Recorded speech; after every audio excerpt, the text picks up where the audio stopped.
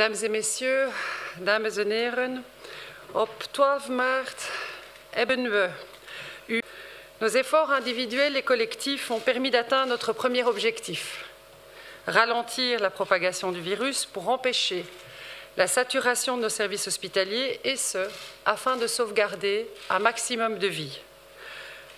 Ce qui vous est demandé au quotidien est ardu, mais c'était la mesure de la situation exceptionnelle que nous vivons en Belgique et à travers le monde. Notre pays n'avait pas connu d'épreuves aussi grandes depuis la Seconde Guerre mondiale et pourtant, nous en venons à bout, petit à petit, chaque jour. Depuis quelque temps, nous constatons que le nombre de nouvelles hospitalisations diminue. Nous constatons en effet que ce nombre a pu être divisé par 2 par rapport au pic que nous avons connu. C'est le fruit de nos efforts. Nos capacités hospitalières nous permettent de prendre en charge tous les patients qui en ont besoin. À côté de cela, le nombre de personnes en soins intensifs reste élevé et nous comptons malheureusement encore, toujours, de nouveaux décès. Les analyses mettent en lumière également que la situation est très difficile, vous le savez, dans les maisons de repos et de soins. Et je peux vous garantir que les entités fédérées et le gouvernement fédéral travaillent de concert et sans relâche pour répondre à cette urgence. Nous avons par exemple répondu à l'appel des entités fédérées en mettant à disposition de ces établissements des moyens supplémentaires via la défense.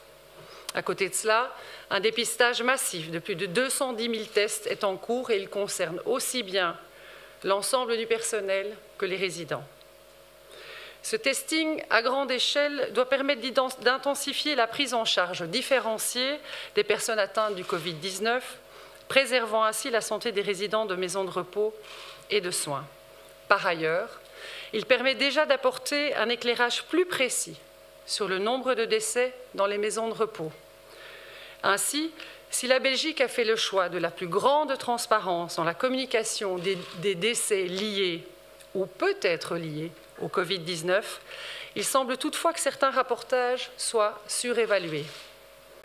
Le Conseil national de sécurité, en concertation avec les ministres-présidents, a décidé que les mesures de confinement en vigueur actuellement seront prolongées jusqu'au 3 mai inclus. Afin de rendre cette prolongation de confinement plus soutenable pour bon nombre d'entre nous, nous avons également décidé que les magasins de bricolage et les jardineries pourront réouvrir leurs portes aux mêmes conditions que les magasins d'alimentation. Les distances de sécurité devront donc être d'application. Nous autorisons également les résidents des structures d'hébergement, c'est-à-dire les maisons de repos et de soins ou les centres pour personnes avec un handicap, par exemple, à recevoir la visite d'un proche désigné, à condition que celui-ci ne présente aucun symptôme de la maladie depuis 2 semaines et que cette personne soit toujours la même. Les maisons de repos se chargeront de l'organisation de ces visites. Cette règle sera ouverte aussi aux personnes qui vivent seules et qui ne peuvent pas se déplacer. Nous ne pouvons en effet pas négliger les conséquences du confinement sur le bien-être psychologique de tous, et certainement pas sur les plus fragiles d'entre nous. En entendant ces propos, il n'est pas impossible que d'aucuns d'entre vous y voient un assouplissement des consignes de base, mais il n'en est rien. Celles-ci restent inchangées jusqu'au 3 mai et doivent être impérativement respectées. Nous ne sommes pas encore arrivés au stade du déconfinement, c'est très clair. Le respect des consignes doit donc être total. Aucun d'entre nous ne souhaite, je pense, que le relâchement de notre vigilance, même petite, même par quelques-uns, et comme conséquence que l'ensemble du pays soit pénalisé. Bien sûr, nous comptons encore, toujours et surtout sur votre civisme et votre bon sens. Par exemple, si vous voyez qu'il n'est pas possible de respecter les distances de sécurité dans l'endroit dans lequel vous souhaitez vous rendre, par exemple un parc, rebroussez chemin et revenez plus tard. De plus, je rappelle que les chantiers peuvent évidemment continuer à être menés à condition que les distances de sécurité soient respectées et qu'il n'est pas interdit non plus d'ouvrir les parcs à conteneurs. Ce soir, vous souhaitez que je vous parle de l'avenir, avec le plus de garanties possible. Je le ferai comme à chaque fois, avec transparence et sans fausses promesses.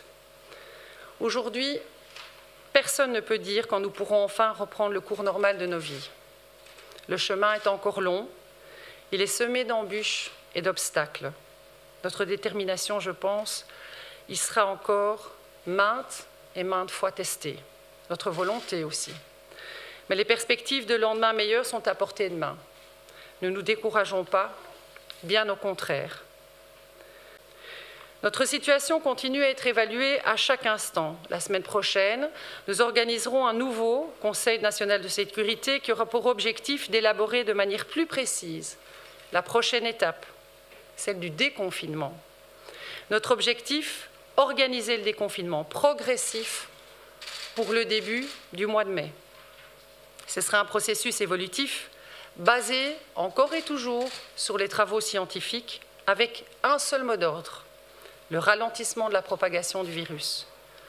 Avec une méthodologie, adapter la stratégie en fonction de la réalité du terrain.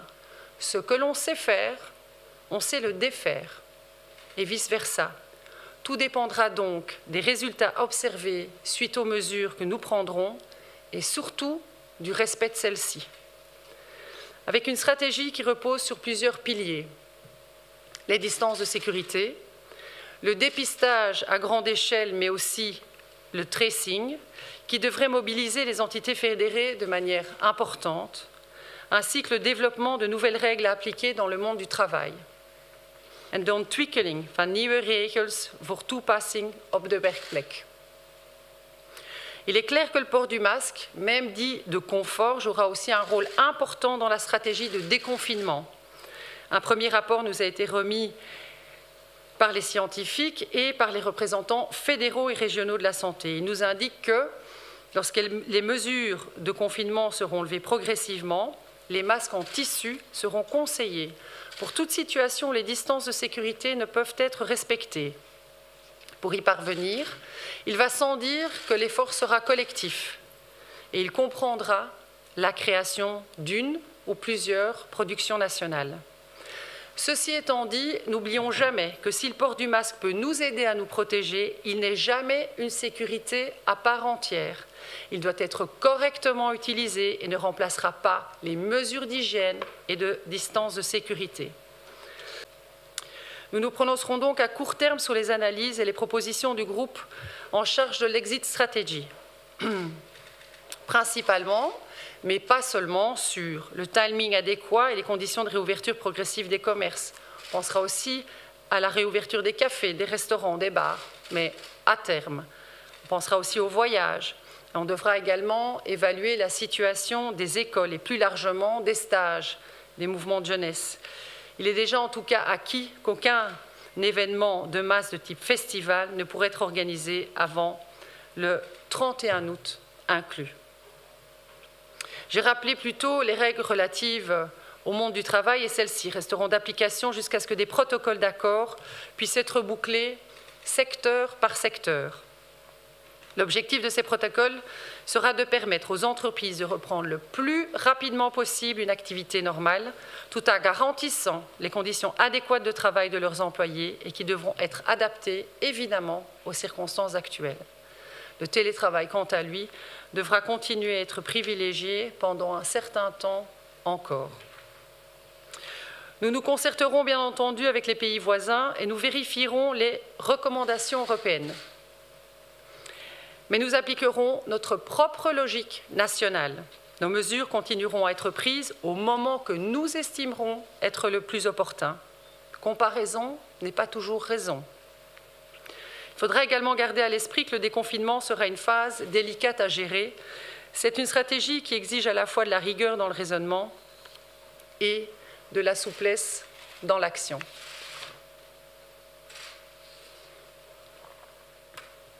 Vous le voyez, nous préparons activement la période de transition vers un retour à la normale. Transition, parce que nous devrons travailler étape par étape pour éviter toute recrudescence de l'épidémie. À ce stade, je rappelle qu'il n'y a ni vaccin, ni traitement miracle contre le coronavirus.